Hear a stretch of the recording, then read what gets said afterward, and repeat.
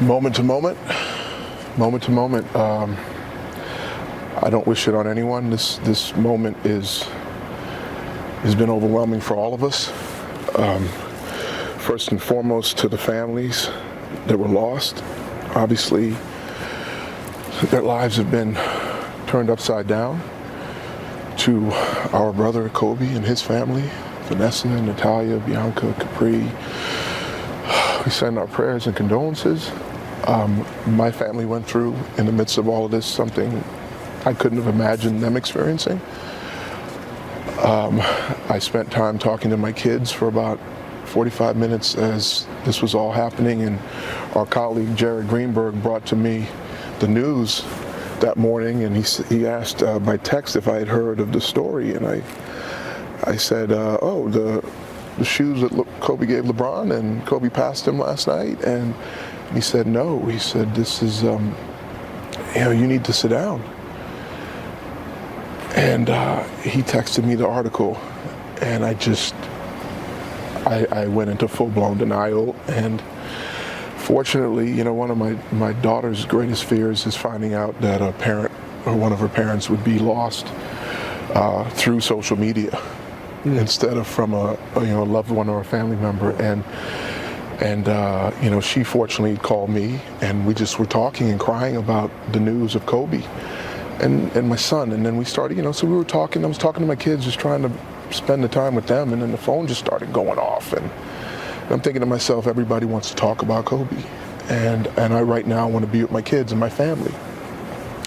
And then all of a sudden, my best friend King Rice, who's a basketball coach, King, Kenny, North Carolina. I'll tell you the story between King and King. Okay, he walked off the court at Iona, and somebody apparently told him that I may have been on the helicopter, and he started calling. So I'm seeing King's number, repeatedly going and going and going, and I think he's worried about me. So I said, I'm going to talk to my best friend, and I answered, and I said, hey man, this is crazy about Kobe, and he just was bawling, and I started crying, and he was like, you're alive.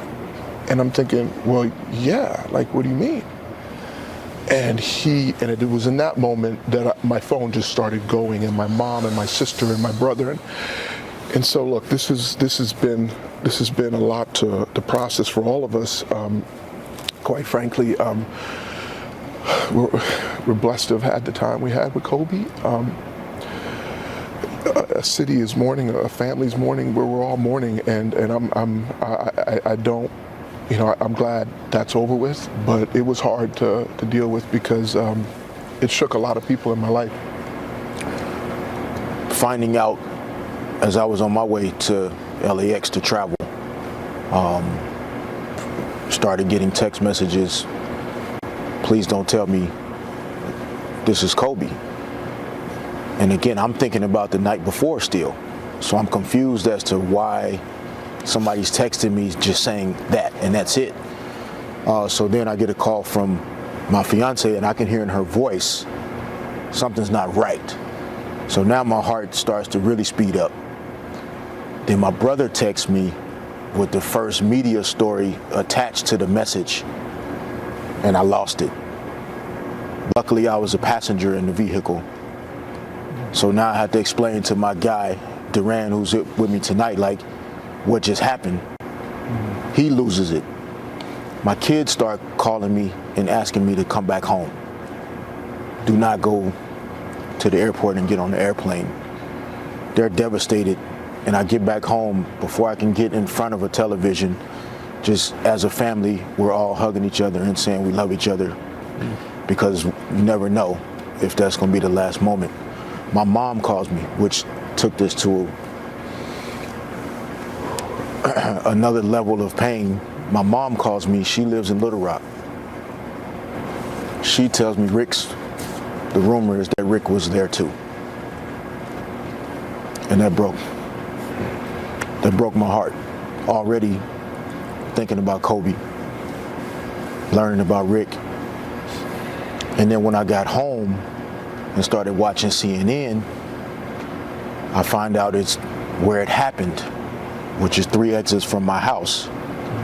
And then I knew exactly where he was on his way to, which then, before I even heard on the news You knew what then it I was. knew where he was going, and it was possible Because that your sons and everybody in your family playing these AAU tournaments there, you knew exactly what was going on. and it was possible that his more family with him, whether it's Gianna or Vanessa or other, like I was done, and that's what I don't want to get lost in the pain. Like as I try to figure out the right things to focus on to help us get through it, is what he was doing for young people and young girls and women. He's not here anymore, but somehow we have to continue to find the strength to do more for other people than we would do for ourselves. Like you said earlier, Kenny, like he didn't have to spend the time he was spending doing all of these things for young people and young girls, of course for his own daughter, but I just hate that